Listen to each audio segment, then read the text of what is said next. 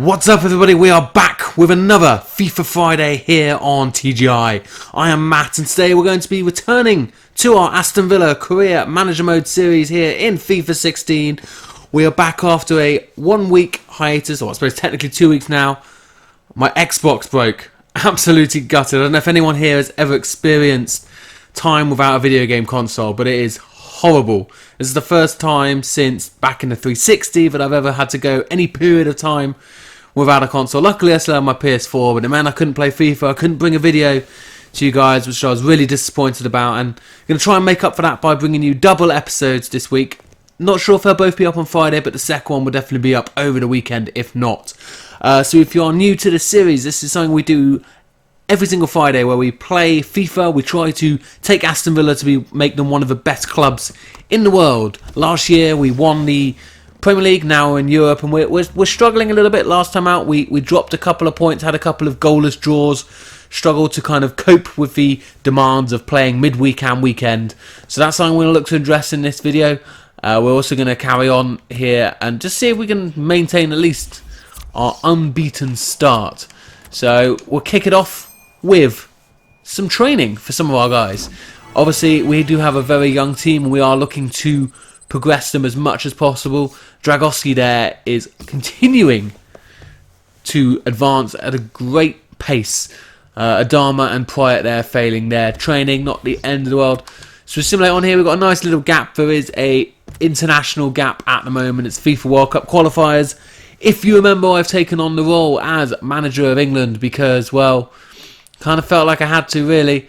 And this is my team. I've got, who have we got here? We've got Rooney. What other options have we got? Don't really have much other options. But yeah, we've still got Rooney in the team. He's going to play in his number 10 role, which he's kind of doing at the Euros now. No Vardy, because when I did this career managed mode, Vardy was not quite the phenomenon he is now. So overall rating is way down. I'm not going to be playing the England games. I'm just going to simulate through them.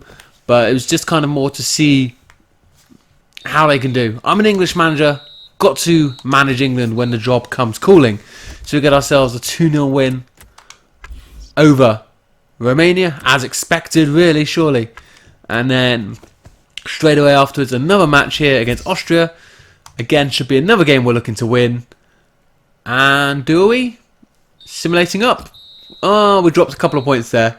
Drawing away to Austria. Suppose not the worst result in the world, but a little bit disappointing, you know. David Alaba's probably their best player. Should maybe be looking to win that, but hey, that's England for you. I think I saw an email just before. Reader World wants to discuss wages. Okay, so this is obviously something that we are going to start to have to deal with now this year. We brought in some young guns last year. They did really well for us. All of a sudden, they want a pay rise. So we might have to adjust our budget a little bit, give ourselves a little bit more. Oh no, I'm going the wrong way. A little bit more in the wages, give him an extra 30 grand, that should be enough. Let's see how much he wants.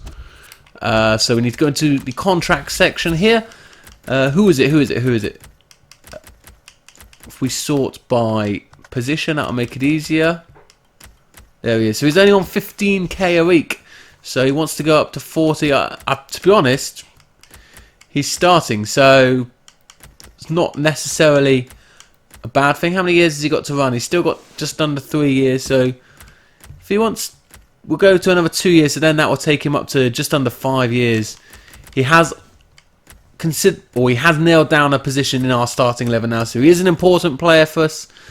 We'll see if he'll sign on with that. Hopefully he will. You can see here most of the other players, you know, the other centre backs. We've got Shah in there on 45, Akore on 50, Richards on 50. So only fair, you know, he wants to be paid. He wants to be paid like the rest of his teammates, and I think he earned it. We had the best defence in the league last year. So we will get some more simulation in on the training before we come up to that game. Looks like we've got a game against Arsenal coming up, so pretty tough game, it must be said. Dragowski there again, goalkeeper positioning, moving on up. We'll look to maybe change these in the coming weeks, maybe before the end of this video. But right now, we will get straight into this game here against Arsenal. Not going to be easy. Our players well rested after the international break. Really would be nice to get back to winning ways. You can see In the bottom right hand corner, we are still top of the table at the moment. But Chelsea and City and Spurs all pretty hot on our heels. We could drop as far as 4th with a defeat here today. So not going to be easy. But home games, that's where we really need to focus our efforts and try and get ourselves a win. And once again, boys, it's another case of being unable to break down a team. I've never seen an Arsenal team set up so defensively as this. And it's not going to even show you hardly any highlights because, to be honest, the closest we got, we had a miss there, we had a save from keeper. We had another couple of fiddly chances where the keeper spread himself and saved well. But other than that, just couldn't really generate anything. Second half especially, didn't get a single further shot on target. I think we were 5 shots and 3 in the first half. Just really went downhill in that second half. Maybe it's the 2 weeks off from FIFA that's put me down, but this is now, I think, the 3rd game in a row where we've really struggled to score, and I don't know what's going on. I don't even feel like I'm about to score. And following up from this, we've got now a huge game against Barcelona. This is really actually quite worrying times for Aston Villa because it's all well and good being able to keep clean sheets when you can, but we're not going to be able to do it every week. And I would be very, very surprised if we managed to pull it off against Barcelona. Contract offer decline. What do you mean a greater role? Greater than being important first team player? Fuck off. You can think about that, and I'm not going to give you another contract at this time. Here we go, straight on to Barcelona, away as well. I really don't hold much hope. I mean, look at our last few games. I mean, it's been really, really disappointing now. We had 0-0 against Arsenal, 0-0 against West Brom, and then before that, oh yeah, we did get a 2-0 win in the league, but that's our 3rd 0-0 draw in the league in a row. And before that was only 1-0 and 1-0, so we've scored 2 goals in our last 5 league games. That's really something that we're going to have to address. I mean, look at the start we had here. We had a 3-0 win, a 4-0 win, a 5-0 win, and a 3-0 win. I don't know what's gone on over these last couple of weeks, but we really need to try and fix that and turn it around right away. But we can't worry about that now. We've got a huge game here against Barcelona. Going to start with the strongest team because I have to, really, against Barcelona. And we'll see how it gets on. Any point is a bonus. Right now, I would take a 0-0 draw against Barcelona, but we shall see how it goes. Obviously, we're in a good position in the group. Already 6 points clear of 3rd place, so let's see what we can do. Come on, boys. What a win. We've gone to the new camp and we've got ourselves not only a result, but a 1-0 victory over Barcelona. And we did it with a really strong defensive display, restricting them to few chances. They did have one really good chance from Rakitic that he should have scored. But here we are, Jesse, coming back to haunt Barcelona. Obviously, an ex-Real Madrid player would have loved scoring against him. He did. And also, I'm going to say, really bad controversy right at the end of this game. Iniesta, Sane having a little tussle. Sane tries to get back a little bit late. Yellow card, fair enough. Nothing too malicious there. Referee comes over and dishes out a red card. Don't know what he was thinking. Mascherano coming over and clapping the decision. Absolutely outrageous behaviour. Can't believe that he got sent off. That's the only blemish on it. Look at that. It's our only foul of the game. Fouls, 1. No warning. Hadn't been like he's a dirty player. Like I said, a little bit late, but it wasn't right through the back of him or anything. It was from the side. I don't know what the ref was thinking giving a red card, but at the end of the day, we've got ourselves a win in the new camp. What a win it was. The key was taking our one chance when it came our way. And now that puts us in a really, really strong position at the top of the table. 9 points, almost certain now of making it through to the knockout stages of the Champions League. Really happy about that. We can now go get some training in. Now we can really try and focus on the league. So what we got here? What we got here? Who's someone injured? No one's injured. Who's come out? Who's come out then? Oh, Sane's come out. Why did Sane come off? not like he's well, I suppose yeah he is. What was I doing with Sane? Was I doing something with Sane or was I doing something with Pyatt? Pyatt's already on it, yeah. So you got Pyatt, Adama, Dragowski, Iheanacho. Okay. Well, I was going to do Sane. Let's put Bazoa in there. Let's try and build him up. Our young central midfielder. Try and improve his tackling a little bit. His marking, his slide tackle, his interceptions. Those sort of things on the defensive side of the ball would be good if he can improve those just a little bit. Simulate all these up here. And he gets himself a B. Not too shabby. Pyatt is attacking position, finishing, going up and up, and Iheanacho getting himself an A there, almost on the 78 overall now.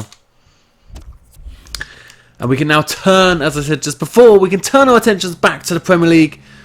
Really hopeful we can get back to winning ways. Like I said, after those 3 0-0 draws in a row in the league, we need to do something.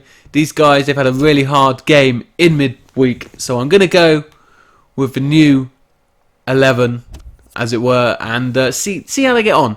We can bring players off the bench. We'll change it at half. If I haven't scored by half time, we will be changing it at half time. You can see we've lost our position on top of the table now. We are 1 point behind City after those 3 draws in a row. Let's see if we can get back to winning ways here against West Ham. We did it, boys. We're finally back on winning ways in the Premier League, this time against West Ham, but boy was it a struggle. We started promisingly, had forcing a save off the keeper early on there, but then from the resulting corner we went all at sea at the back, kick from the keeper, put him through on goal, and he just about squeezed it past the on-rushing Dragowski.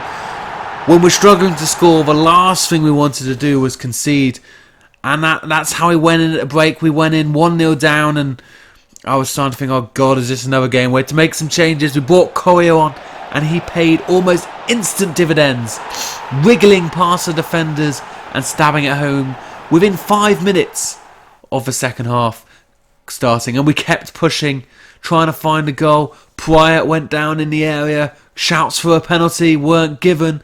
Long-range effort from Correa, blocked by Ogbonna, I think it was, putting his body on the line. And then great chance for Sarabia, just wide. So close, that was the chance I thought. Was it gone? Then Pyatt had an even better chance, one-on-one with the keeper. He pulled it wide. Couldn't believe it. And then not to be outdone as well, Vatoot had a great chance. And again, just wide. All right next to that same post. And it looked like it was over. But then Jesse, also off the bench, 90th minute. Could he finish it? Yes, he could. What a goal. What a week he's had. The winner in the new camp and now the winner at Upton Park in the 90th minute. Don't say we don't give you entertainment. Look at that. 14 shots, 10 on target, but still only 2 goals. We need to work on our finishing.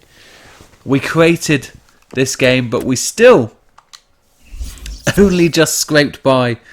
Definitely need to be working on our finishing a little bit more. Should have scored 4 in that game, really, at least. At least should have scored 4, so that's disappointing. But on the plus side, we did get ourselves a win. And we are still undefeated. We should remember that. We are still undefeated. So it is not all doom and gloom. Alright, we need to... This guy's declined. What does he want then? Let's have a look. Oh, it now says contract offer accepted. Okay. That's weird. And it says 35,000 a week. I didn't offer him. Strange. That's very, very strange. He declines it and then it says he's accepted it. And for 5,000 less than we were going to give him. Just to make it even weirder. But there we go. Oh, look at that. We've got West Ham again in the Capital One Cup. Coming thick and fast. We should... Who should we go with? We normally go with our cup squad. Let me have a look and see what we've got coming up in our seasons. And that can determine who's going to be playing. So, yeah, we've got another Premier League game. And then Champions League. So yeah, I think I'll go with a team that just beat West Ham. Go with them again. Why not? Give them another chance. Obviously, it was our first team was coming off a bench and doing damage, but give these guys one more attempt. They are our cup team. And then we'll go with our first 11, as it were, for the Premier League game and the final Champions League game of this video. So let's jump into this one here against West Ham, see if we can get ourselves a win in the Capital One Cup. Not only are we through to the next round of the Capital One Cup, but we finally have shown some dominance here. You see early on, the signs were there. Good save by the keeper and the follow-up header hitting the bar. And I thought, is it going to be one of these days? But then Sarabia drifted in. And there's a little deflection off Adama. He's going to be claiming it. I'm sure there'll be some arguments in the dressing room about that goal. But we got ourselves a goal. And then right on the stroke of half-time, got ourselves a penalty. Iheanacho. Keeper went the right way, but he went low. Iheanacho went high. And it was 2-0 going into the break. Pretty comfortable. Pretty happy with that. And then we had Iheanacho driving at the defence again. Cutting it back. And then there was no doubt that one was Sarabia's goal as he tapped into an empty net. Villa finally starting to enjoy themselves. It was a great ball over the top. And again, we fought a goal, this time for Bazoa, but he was just offside. But Aston Villa finally using their attacking potential to the full. He was offside, there's definitely no dispute about the decision. And then Pryatt come on as a sub, got himself a goal, driving it hard. Keeper maybe should have done better. Wasn't the best finish, but it did squirm under him. And then talking of bad goalkeeping, you'll see here in just a minute there's a through ball. And the keeper comes out, but he dives low rather than staying high. And it spins off him and we can't quite get back to stop the goal. But it didn't really matter. We were 4-1 there. And then Koya, also on, decided he'd grab himself a goal with a thunderbolt of a left foot. Again, maybe the keeper should do better near post, but it was a rocket of a shot. And he gets himself a goal, and it's 5-1 to Aston Villa. All of that pent-up aggression from not scoring in those previous games finally came through, and we got ourselves a real goal fest. Hopefully, we can carry that through to the next round, well, only the next round of the Cup, obviously, but back into the Premier League where our goals had dried up a little bit. You see there, let's have a look. We are through to the quarters. Who's going to be joining us? Looks like Norwich have beaten Spurs on penalties. City are there. Chelsea are there. Wolves all lost on hurts. Sheffield Wednesday are there. I'm not sure who the bottom right one is. We're obviously in there. Hull are there. And another one I don't recognise. That's Bradford. Can't quite see from back here.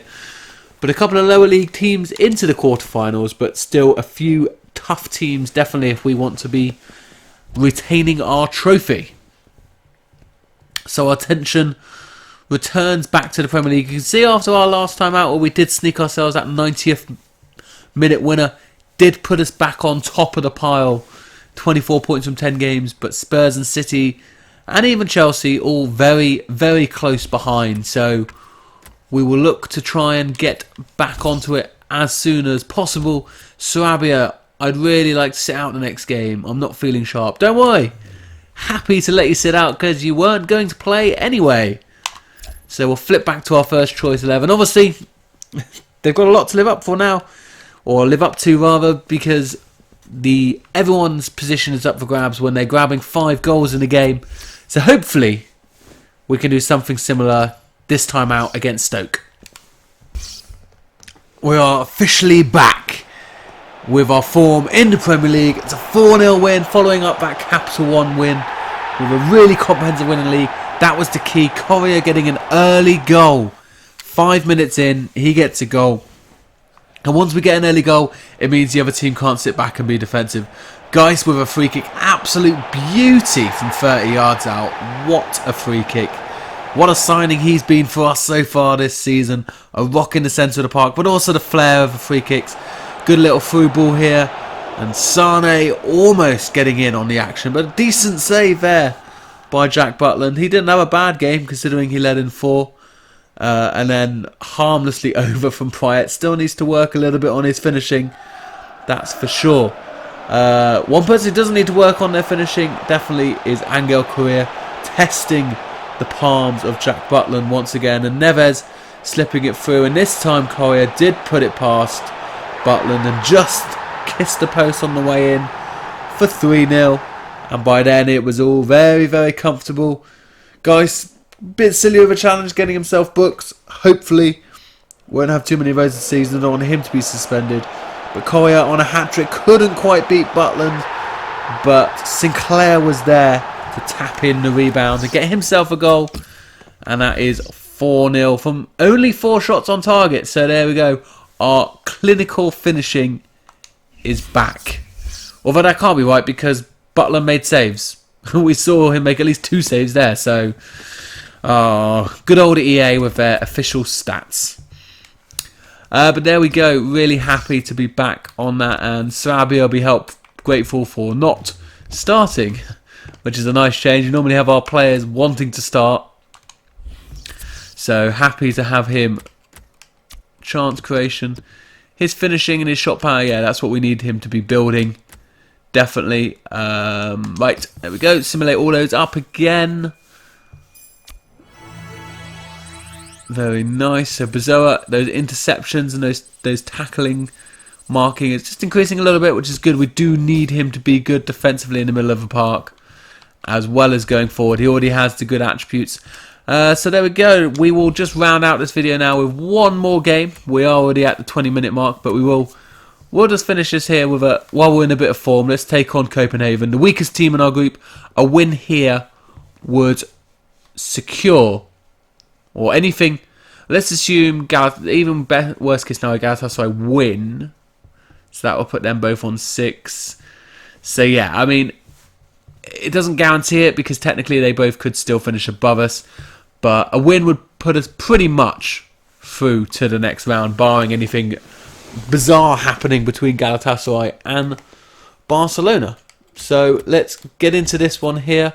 Everyone, oh, of course, yeah, we've got to change Sane out. He got that sending off in the last game. So he comes out. Adama goes in. But other than that, everything else stays the same. And we will hopefully round out this video as we've done the last 2 games with a comprehensive win against Copenhagen. Come on, we've got to get a win here, surely. And while it might not have been quite as comfortable as I was hoping to be, we still got ourselves a win. Look at this. Through Adama, they're keeping you nothing about it. All he did was just get half a hand on it and tips it onto the bar. And again, look at this. Through again, doesn't know much about it, but somehow gets an incredible strong hand to that for saving. Korea couldn't get into the game, unfortunately. They were really just lined up with as many people as possible at the back. No one interested in attacking for Copenhagen. All they wanted was that draw. And it looked like they might get it until Champions League hero once again, Jesse Rodriguez, found himself the winner with only a couple of minutes to go. He did it in the new clamp and he's done it again here against Copenhagen, and that surely puts us through to the knockout stages. Although, look at that, Galatasaray have beaten Barcelona 2-1. Incredible. Incredible stuff. So, with them now to play us each, in theory, we could all end up on 12 points. It's very unlikely. We just need a point from one of our next 2 games and we are through. But that definitely makes it very interesting in the group. We will obviously worry about that next time. Adama's happy for playing. That's good for him. Well, you had to do a job. You had to fill in while Sane was out suspended. There we go. Change that back up. He's happy though. Just want to do that now before I forget for the next video. And we will simulate up to our next match, which looks like it's going to be against Liverpool. So that will be our first video next time out. Like I said, we'll try and get this video also up over the weekend to allow for the fact that we didn't have one last week. So look for that one in the coming days. No. Are we going to worry about any of this right now? Very quickly. I'm going to have to do it, otherwise I'm going to forget. So we'll just do a search. Detailed. At least 75. Overall. So Barkley is now fit, so goodbye Wayne Rooney. And Chris Smalling is now fit, so goodbye Ryan Shawcross. And that's it. Submit the squad. Happy with that. So there we go. That's there anyway, sorted for the next time out. But that is it for this video. Been a very good session, give or take or minus the slow start, the 0-0 draw against Arsenal. But we started to get ahead of steam and got ourselves a couple of really big wins in the Champions League and a couple of comprehensive wins in more domestic football. So let me know in the comments down below if you see any changes to our lineups. You know what they are, you know what our players are. If you want to see someone getting some more minutes, let me know. We will also have to turn our attention, not just yet, but maybe after the next video, start turning our attention towards January transfer windows. We don't have a huge amount of money, but we should get some money from the Champions League group. So hopefully we can spend that in January, maybe bring in a player. But for now, thank you very much for watching, everyone. I will see you all next time.